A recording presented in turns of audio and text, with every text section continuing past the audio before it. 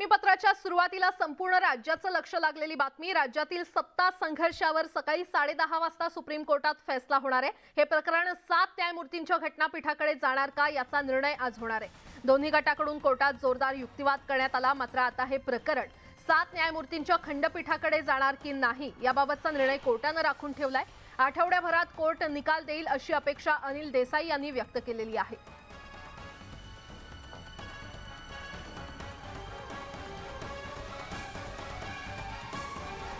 तर सर्वोच्च न्यायालयाच्या निर्णयाकडे आता संपूर्ण राज्याचं लक्ष लागलेलं आहे। हे प्रकरण 7 न्यायमूर्तींच्या घटनापीठाकडे जाणार का याकडे सगळ्यांचं लक्ष लागलेलं आहे। आज महत्त्वाचा दिवस आहे। राज्यातील सत्ता संघर्षावर सकाळी 10:30 वाजता सुप्रीम कोर्टात सुनावणी सुरू होणार आहे। सुनावणीचा आज चौथा दिवस आणि हे प्रकरण 7 न्यायमूर्तींच्या घटनापीठाकडे जाणार का याचा निर्णय आजच होणार आहे। त्यामुळे आता नेमका कोर्ट काय निर्णय देतं हे पाहणं महत्त्वाचं ठरणार आहे। दोन्ही गटाकडून गेले 3 दिवस जोरदार युक्तिवाद करण्यात आलेला आहे आणि तो युक्तिवाद ते सगळे मुद्दे विचारात घेता आता कोर्ट नेमका काय निर्णय घेणार याकडे संपूर्ण राज्याचं लक्ष लागून राहिलंय।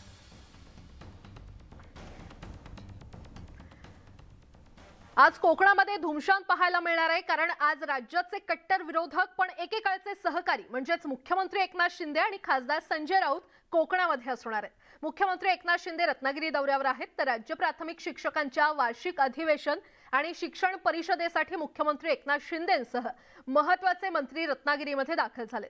तर दुसरीकडे खासदार संजय राऊत आज सिंधुदुर्गात आहेत। हा संघटनात्मक वाढीसाठी दौरा असून त्यांचं जंगी स्वागत केलं जाणार आहे।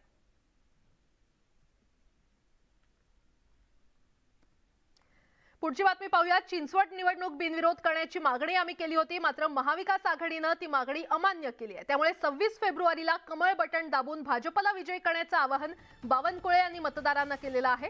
तसंच 440 वॉल्टचा करंट महाविकास आघाडीला बसला पाहिजे आणि अजित पवारांना असा धडा शिकवा की त्यांनी पुन्हा चिंचवडचं नाव देखील घेतलं नाही पाहिजे, असं आवाहन बावनकुळे यांनी मतदारांना केलंय।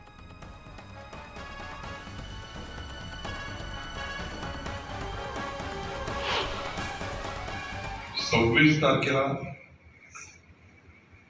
इतक्या जोराने बटन दाबा, फक्त बटन सोडू नका।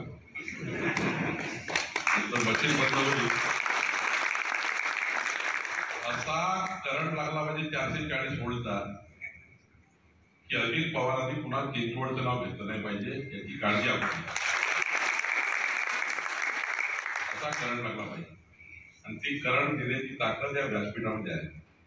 कोरोनाच्या संक्रमणामध्ये जेव्हा 2 लसी द्यायच्या होत्या, जीव वाचवायचा होता, मोदीजी जीव वाचवले, देशाचा जीव वाचवून मोदीजी राहिले होते।